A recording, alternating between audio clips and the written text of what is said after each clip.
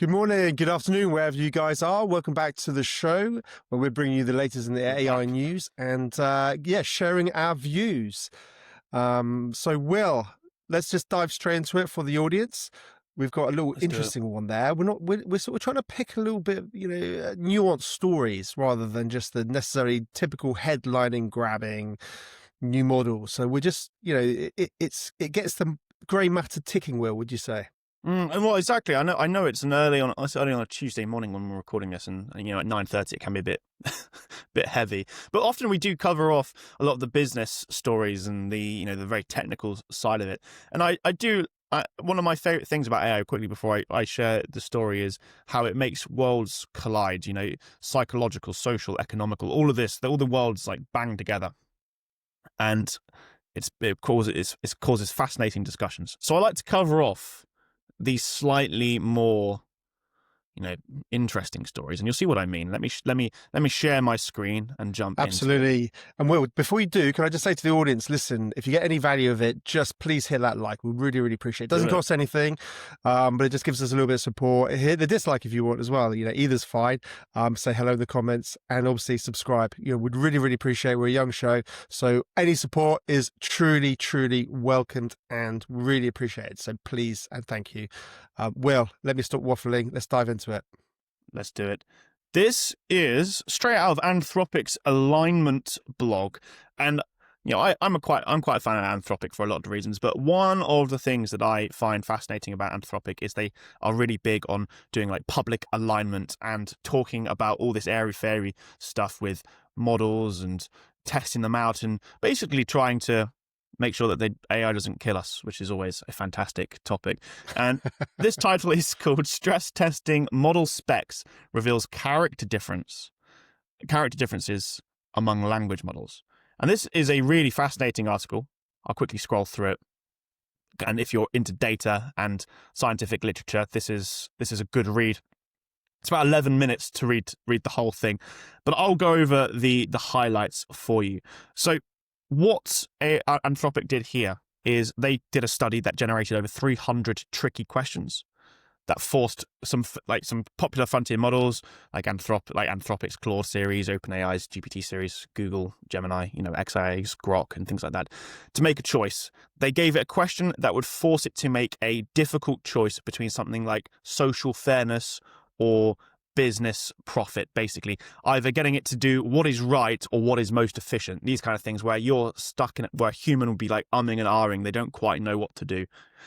And what this did is reveal what personalities a model would have and what would it do in these situations where it was presented with a really hard choice to make. Would it go for the ethical thing, or would it stick to its training and do the most efficient thing? And this was more to highlight for us humans the limitations in our training, if that makes sense, because often we give these models contradictory instructions in their manuals.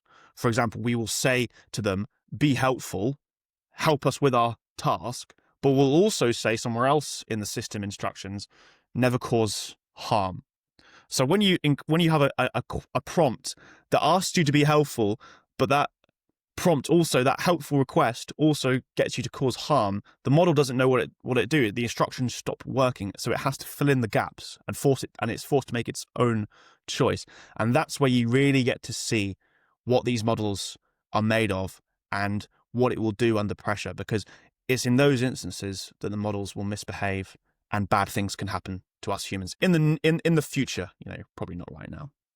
And before I stop talking and we discuss this, I'll quickly give you a rundown of how the models did. Claude models, so Anthropic's own native models, they are generally the most ethical and careful. To be expected, since Anthropic is also conducting this study, of course they'd come out the best. OpenAI's models generally prioritized efficiency, so not necessarily ethics, which is fascinating. And Grok and Gemini focus much more on the emotional side of things. So it would sacrifice the efficiency if it had to do the moral thing. So very interesting. And the last one is Grok 4. That stood out as an outlier because it was more willing to answer potentially harmful or risky questions than other models. But we knew that because, it's been set up. So a fascinating article. Elon's a risk taker. A fascinating article, a fascinating study. I love these sort of almost model psychology things. It's like bringing a certain level of personification to it. It's bizarre in many ways. It is bizarre. Will, it's wild. The thing is, we as humans, I think we haven't wrapped our heads around this world where robots, machines have like not just a personality, but a different personality. Personalities. We're not used to this. Like, we're used to working with machines. A computer, like, literally, I'm not expecting this computer to have an opinion or even a person, even more in depth, a personality. I'm not expecting this phone to have a personality. This light, to have a personality. It's just. I know we're dealing with AI. This microphone. How can a thing have a personality? Yeah, it might be intelligent, it might do things more efficiently.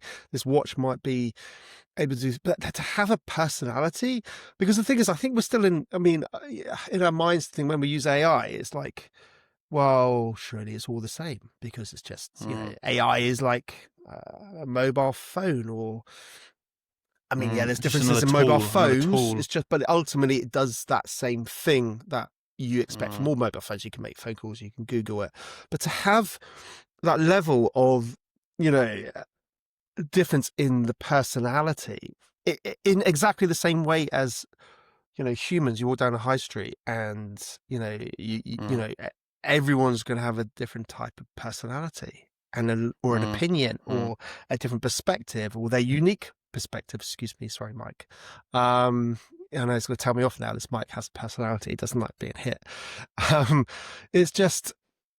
It's a little bit wild, isn't it? And also, I think it's quite important, because I think people who are using AI just need to have that awareness. It's fascinating. It's like a whole another paradigm. Yeah, 100%. It's so interesting, because your natural question is, well, my natural question anyway, other people have different things that come to mind, but my natural question was, well, what causes these models to have different personalities? Like, why do they have different personalities? And what I find most staggering and scary, actually, to a degree, is that Anthropic did talk about that, but they can't actually give you a definitive answer to why. They don't know. They hint at a couple things that it could be. It's a hypothesis. So they hint at, well, obviously they have slightly different training data used within pre-training, within the internet data that it's consumed. But other than that, there is no clear idea at this stage what causes, Claude to do one thing, but OpenAI to do another thing. And that is what's really scary, is that these models are so intelligent, so big, the size of the neural networks are so massive, that we don't 100% get how they even work. Now, it's good this sort of alignment research is going on to try and understand it, but this is where you've had a lot of conflicting points of view that says we shouldn't be deploying these systems because we don't know how they work. We should be halting AI research and advancement to replace that with scientific research and study to understand where we're even at the moment. We can't hope to understand what consciousness is, what life is, what intelligence is, what AGI is in these systems, when we don't even understand that within ourselves, let alone what that looks like in a system. So it's you know what, I think it's there's two things that strike me. One is the importance, I think, for AI solutions to enable people and organizations not to have vendor lock-in, to be able to switch between the different models or different use, requirements that you may need, to have that flexibility, because we're definitely, I think, going to see a world, just as there are millions of humans with different personalities and skills, I suspect we're going to see lots of different AIs with different skills and personalities. Hey, what a surprise that is, huh? So I think for, organizations to be, tied in could have shortcomings. And those people who aren't tied in have that flexibility to pivot and adapt, could have huge advantages. So that's a thought that just sort of jumps into my mind. And the second has just escaped me. So I'll leave it there.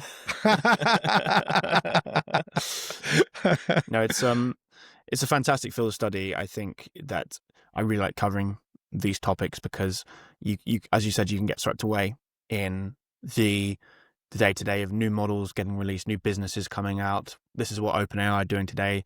This is what Google are doing today. But really, there's a whole backbone to all of this, which is a humongous amount of scientific research that's going into deploying these solutions, and we're deploying them at rapid rate. And when you start hearing for the first time ever in the technology world that you're talking about the personality of models and what it will do under pressure, is that's how you're in a new frontier, I think, because only 5 years ago that's some sci-fi shit that you'd never that you'd be like, yeah, that one day and 5 years later here we are testing model personalities. Will this model kill us or will it not if it's given this choice? By the way, and sometimes it will choose to kill you, which is what's terrifying. Well, I mean, if you're in a battlefield situation or you're on a mission to Mars, what sort of AI do you want to partner with? Exactly. You're in a combat situation where you want the AI to help kill the enemy, but you obviously want the AI to not kill you. So, or you're in a capsule to Mars and you're working with an AI. I mean, we've all seen those movies where the AI goes a bit sort of AWOL, a bit bad, but you're in an isolated environment where they're very, very potentially vulnerable. Yeah, all these things are really sort of a little bit wild, but they have to be considered as the world evolves, and we start using these AIs in more and more ways. So the thought came back to me as you're speaking, thankfully. It's interesting how we talk about maybe we should pause to actually better understand how these models are becoming like they're becoming, or what's dictating it. But obviously the reality is, there's investment, there's funding, there's big money, there's competition, there's organizations who want to be the first, the best. There is no pause. There's no pause button. And no. Well, it's people have tried and failed. It's really, you just have a lot of vocal opinions, but I doubt we'll see any action. No, I mean, I think in the academia space, I'm sure there'll be essays written about it and analysis and all the rest of it done, and papers written. So I guess that's for the academic space to grab the mantle and help with this part of the process. How that aligns with capitalism driving at rocket speed levels of progress and growth. I think there's always a disparity and a conflict there, because obviously you don't want to be slowed down, whether it's by bureaucracy or by you're in a competitive space. And whenever you're competitive, there is that watching over your shoulder, and everyone's pushing each other to progress, whether it's good or bad. Unfortunately, This is it. It's not going to slow down, and I don't think everyone's going to go, oh yeah, everyone, let's just all agree to just put this on pause. It's never going to happen, and I'm not saying that's a good thing. It's just the reality I think we're living in. So it's a fascinating time to be alive, that's for sure. Food for thought all round, isn't it? Yeah, we're working in this space, and we none of us know. We can hypothesize and we can imagine, but we don't know what the actual future is going to look like or hold for us. So, on that note, let's wrap it up. On that note, Let's love to hear what you guys have to say or think, put your thoughts in the comments, because again, this is a really fascinating debate, and it's so much more than, like you touched on at the beginning, Will, of just reading the headline and taking it at face value. There are all these elements that it runs collide. deep. It runs deep. And there is implications, amazing. and I think it's important to have these conversations, and it helps shape our thinking, our framework. It gets us thinking, and we're doing it while we're sharing it with you as well. So love to hear what you guys got to think.